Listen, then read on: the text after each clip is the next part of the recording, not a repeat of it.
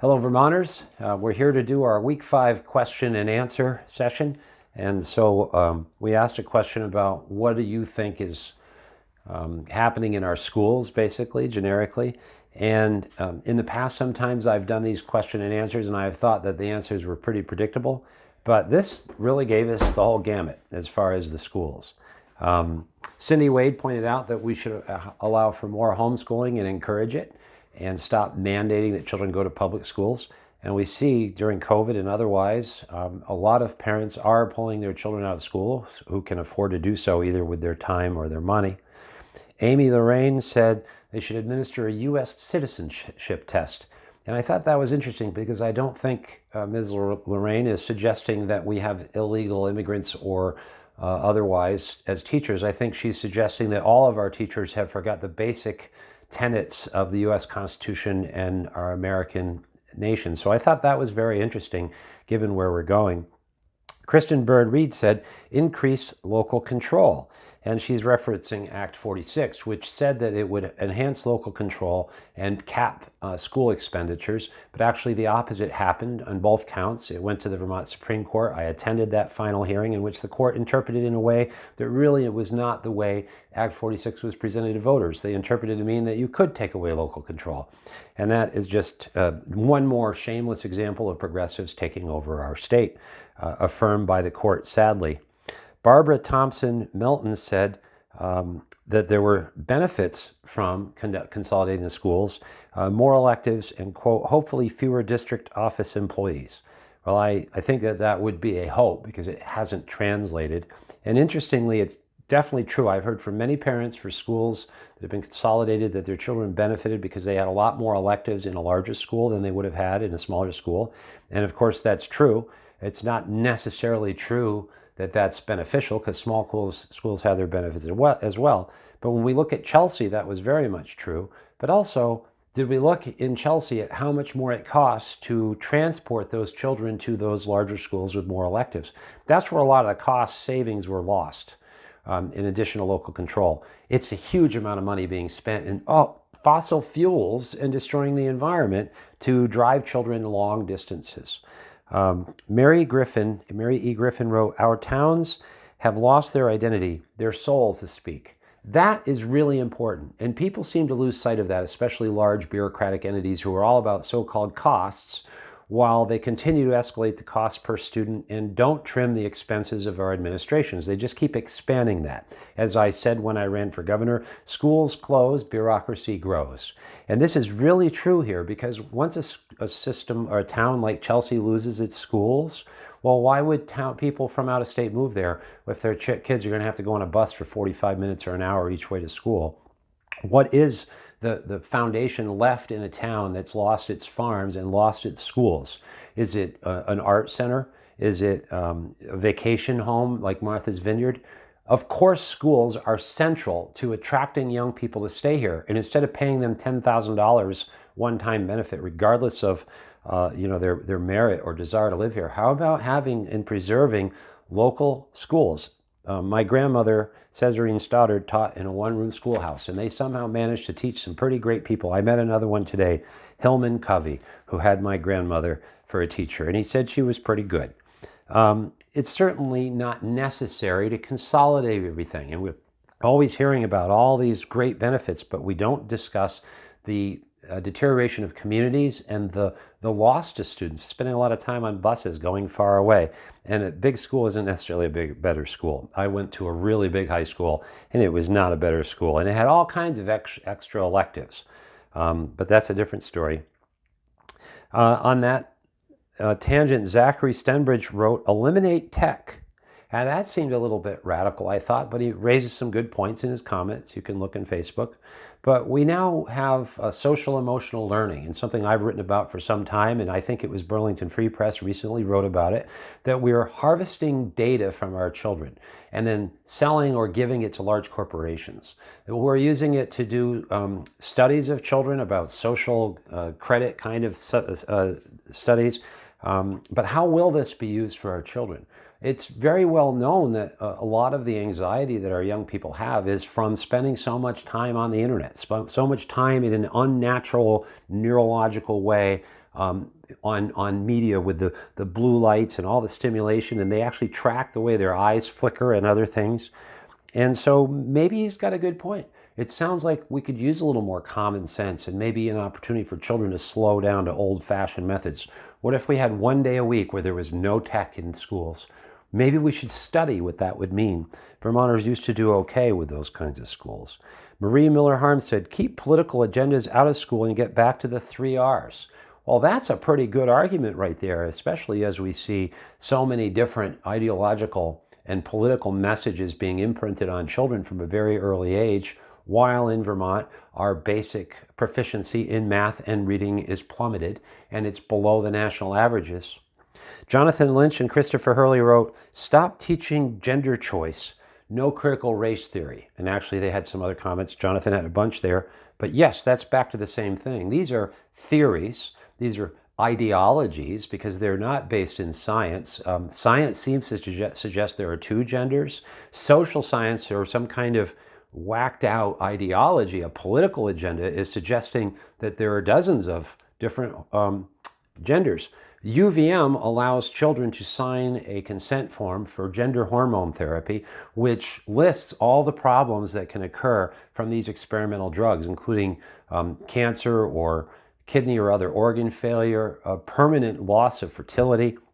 Interestingly, those 2 forms, if you go on their site, one is for a boy converting to a girl, one is for a girl converting to a boy. There are no 67 in-betweens, and neither can they consolidate into one form because they're using totally different hormones and totally different genders to convert. It's a scientific admission that the rest of this is experimental, if not harmful, theoretical ideology.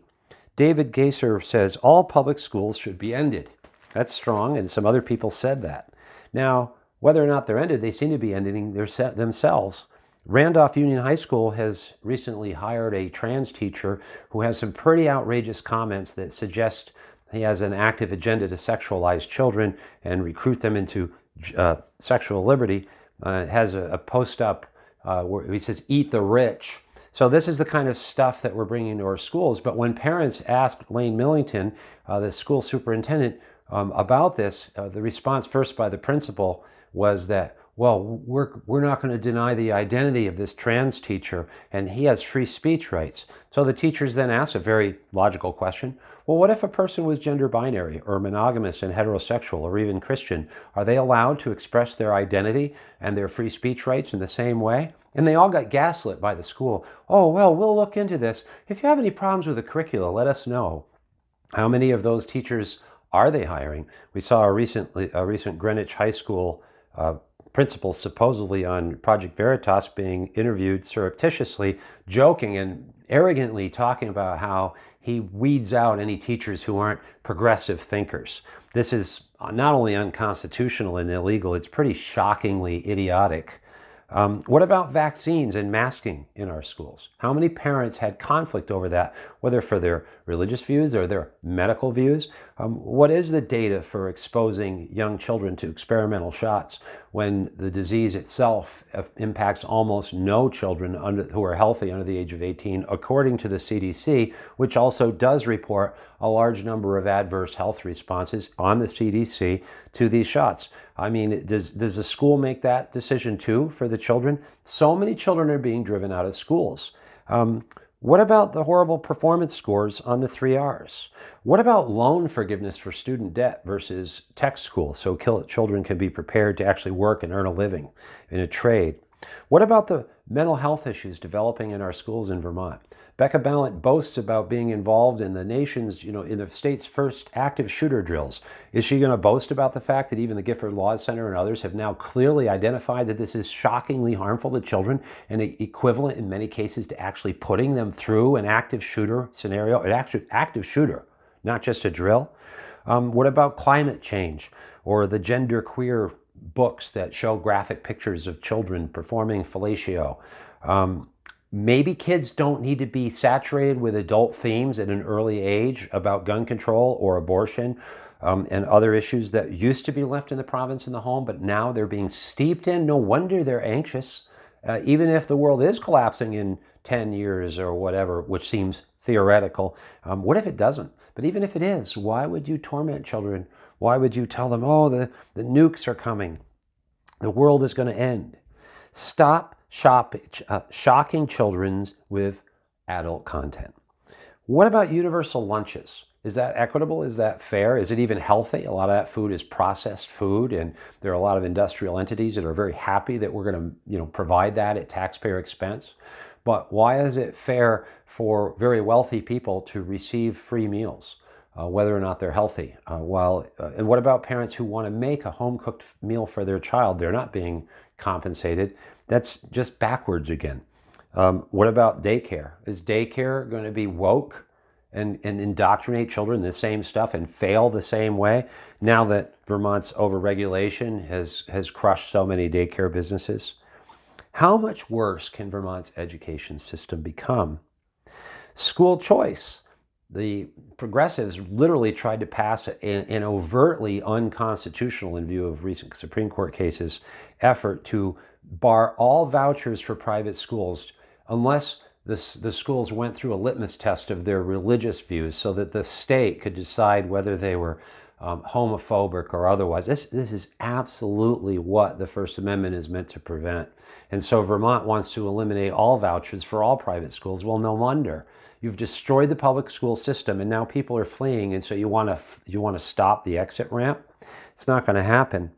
And the answer, by the way, Becca Balint says, oh no, we're going to fight this because we're not going to allow those rich people to leave schools. Well, how about an income-sensitive voucher system so that people who are low income can go to a private school? Because otherwise what you're doing, those who are destroying our children and our school system, is compelling perhaps the most low income to stay left behind because they're the only ones, if you eliminate vouchers, who are not going to be able to afford to go to private schools. So let's talk about helping the poor kids, Becca Balint, and stop using them as tools. Becca Balint also said that parents in the country are trying to ban the word gay. I challenge her to say where any state, anywhere, has tried to ban the word gay. That's just a lie. It's a histrionic, ideological falsehood to instill fear. The real fear should be looking at the book Gender Queer in your local school library and look at this and why this isn't obscenity and child pornography under existing Vermont laws, and why Becca Balint and others want you to look the other way by saying it's about the word gay or the transgender pronouns that she gaslit and attacked Russ Ingalls for just asking a teacher on behalf of some parents' constituents, why are you doing that to young children? No, they don't want you to look at what they're doing in their schools, so they must not be very proud of what they're doing to your children. There are 4 elements in worldview: origin, purpose, moral code, and destination. All 4 of those are now being taught to young children in our school systems. They tell them that, there can be no God because, Darwin, he explained it all. That's really an alternate religion. They don't, what purpose are they teaching them? What is the social justice agenda of the moral code that they're being taught? And where are they told they're going to go when they die? Because our schools are teaching all of these things, which means that they have already breached the state and church separation that the left is always going on about. This is a new religion that our children are being indoctrinated in that includes everything upside down. Young children being sexualized and taught about sexuality with drag queen shows, all in the name of liberating them. This has got to stop. And Act 46 has been a disgrace. And most Vermonters, many Vermonters, are realizing this. And so they should take their children out of the schools. Vermont has the second most expensive schools per pupil cost in the nation as a function of median income, and yet its superintendents make more per year than some of our neighboring states, like I believe Massachusetts and New Hampshire. I wrote an article about this a couple of years ago. And we've lost some 30% now or more of our student body in the last 2 decades, but we haven't lost a single superintendent who make an average of like $150-some thousand or $160-some thousand a year plus benefits. Lane Millington, I think, is listed at $139,000 a year plus benefits and has spent his whole life basically as a bureaucrat in the school system.